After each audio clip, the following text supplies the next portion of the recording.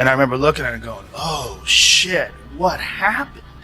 What happened? Because the last time you were in here, you were talking about how you didn't want to work out. Yeah. Because it would survive. Jake Paul got hilariously roasted by Joe Radjin after he couldn't handle a sparring session with Mike Tyson and got knocked out. The kid who's been screaming about fighting Tyson in front of millions couldn't even last a minute. Joe had already warned him before this little warm-up.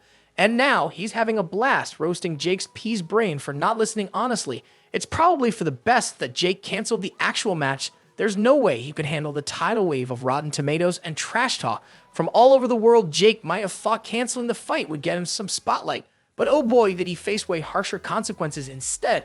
I'm pretty sure he's wishing he could jump into a time machine and unannounce the fight with Mike Tyson. Tyson, the legendary boxer who's been a beast in the ring, a serious health scare recently. Tyson was on a flight from Miami to Los Angeles when he started feeling super nauseous and dizzy. It turned out to be an ulcer flare-up, causing all the drama. This happened just 2 months before his scheduled fight with Jake Paul, causing immediate panic and forcing a rethink of his training schedule. As soon as he landed, Tyson got checked out by doctors who told him to seriously dial back the training. This ulcer, which is basically a nasty sore on the stomach lining, he had to chill out on the physical exertion, leading to the fight being postponed. The match, originally set for July 20th, was put on hold, leaving fans bummed out and eagerly waiting for the new date. The reactions were all over the place. Many people set their love and support to Tyson, totally getting that health comes first. But of course, there were some critics questioning why Tyson, who's pushing 58, what do you consider getting back in the ring against a younger guy like Jake Paul? Despite all this, Tyson stayed strong, telling everyone he'd bounce back fully and be back to training soon. Same time, I knock out Jake Paul. Tyson's commitment to staying at the game despite his health issues shows just how tough he is. He thanked everyone for their support, made it clear this was just a temporary hiccup. He was confident he'd be back to his full training routine in no time and ready for the fight when it was rescheduled. Jake Paul, meanwhile, supported the postponement, saying he wanted to face Tyson at his best. With no excuses, Paul's comments showed respect for Tyson's legacy and his own desire to prove himself against a fully fit opponent. However, Jake Paul, the master of media attention and public engagement, found himself in a bit of a pickle with the sudden delay of his big bout with Mike Tyson, initially set for July 2024.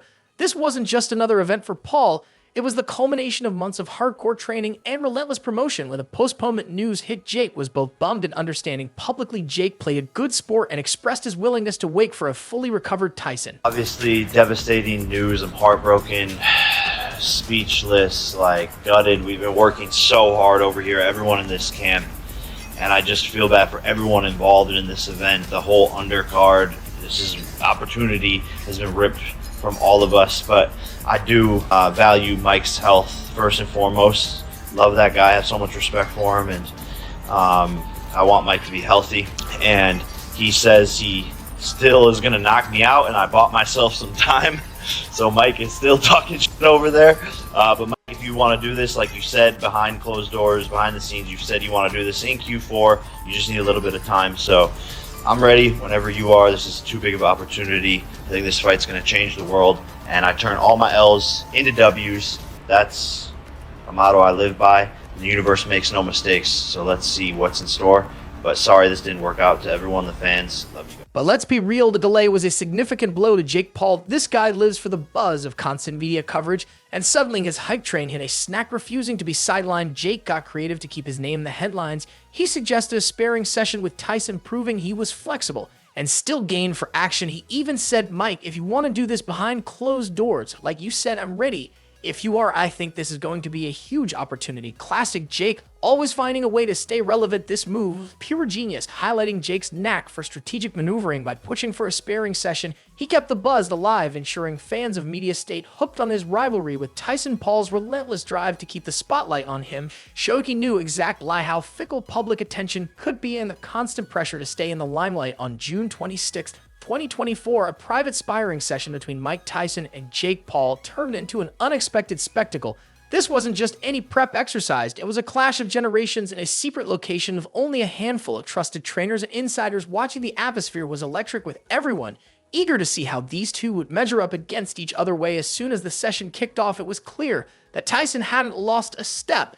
The man might be pushing 60, but his power and speed were still something to behold. Within seconds, Tyson unleashed a barrage of rapid-fire punches that left Jake Paul looking like a deer in headlights. Sources state Paul was completely blindsided by the sheer intensity of Tyson's onslaught. Tyson's punches were precise, powerful, and devastating, leading to a knockout so swift it left everyone in the room stunned. The knockout happened in under 30 seconds. Legendary trainer Freddie Roach, who was there, described the scene with a mix of awe and amusement. He said Tyson's performance was a total embarrassment for Paul, who bit the canvas before he even knew what hit him after landing a knockout punch. Tyson just asked to leave the gym as if he had just finished a casual workout. No big deal for Iron Mike. This session highlighted Tyson's enduring prowess and served as a humbling experience for Jake Paul, who quickly realized he wasn't over his head despite the setback. Jake's ability to pivot and keep the public engaged remains his strongest asset, ensuring his name stays in the headlines. You have to remember that. My mother, I have to decimate her as well. This is business. It's just business. Nothing personal.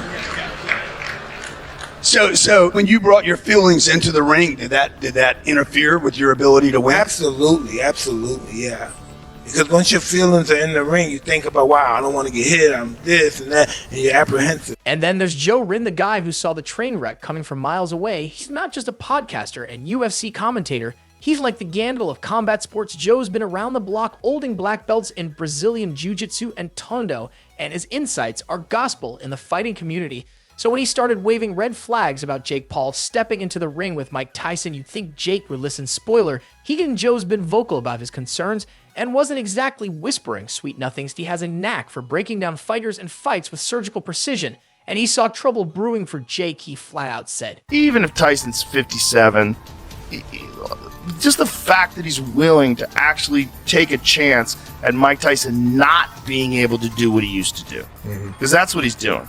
The gamble is. Rogan didn't stop there. He pointed out that while Jake Paul has made a name for himself in boxing, his victories have mostly been against guys who aren't exactly in Tyson's league. Let's face it, beating up YouTubers and retired MMA fighters isn't quite the same as going toe-to-toe with the former world heavyweight champ. Rin's critique was like a masterclass, and why Jake was way out of his depth. Joe also zeroed in on Tyson's mental state that dies in savage mode, channeling his prime fighting days with all the intensity and aggression that made him a legend. Tyson's own words were chilling. I just eat raw meat because that's what I'm going to eat when I fight.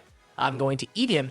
It's raw meat that's not just trash talk. That's a peek into the mindset of a guy who's ready to tear through anything in his path. And let's not forget Tyson's training. His record of 50 wins, 44 by knockout, is a treasure trove of knowledge and tactical IQ acumen. He knows how to adapt, exploit weaknesses, and deliver the kind of punishment that leaves opponents questioning their life choices. Jake, with his relatively shallow experience, is stepping into waters infested with a seasoned predator. Joe Rogan, the guy who always has the lowdown on the fight scene, once gave a vivid play-by-play of the epic shown between Mike Tyson and Marvis Frazier. Joe Frazier, Maris' dad, had been talking all sorts of smack, claiming he could have taken Tyson in his prime, so he sent his son into the ring with Tyson. Rin recalls it was nothing short of an execution. This infamous fight went down on July 26, 1986. Joe Frazier had built up Martis like he was a bulldozer ready to flatten Tyson, who he dismissed as a mere wheelbarrow. But Tyson, being Tyson, turned that narrative on its head in about 30 seconds. Rajan described the scene with brutal clarity. Tyson stepped up and just started blasting Maris. He quartered him and delivered a series of punches so fast and hard that Maris was out cold before he even hit the floor. It was like watching an assassination. This wasn't a one-off. Tyson's career is filled with such savage displays. Another prime example is his fight against Trevor Berbick on November 22, 1986. Tyson outlanded Burke 77-6, and his final punch, a short hook to the temple, sent B down 3 times. Then there was the June 27, 1988 fight against Michael Spinks, which ended in just 91 seconds with one of the most memorable knockouts in boxing history. Tyson's legendary pressed, and the rain made it clear Rogan that Jake Paul was biting off more than he could chew. I submit that Mike Tyson, the Mike Tyson that won the title against Trevor Berbick, the Mike Tyson that beat Larry Holmes, I think that Mike Tyson is the best heavyweight of all time. Joe Rin often highlights that Tyson's ferocity wasn't just physical, it was mental too. Even as Tyson got older, he talked about his training in terms that would make most fighters quake. That's Tyson's mindset, relentless, raw, and utterly terrifying.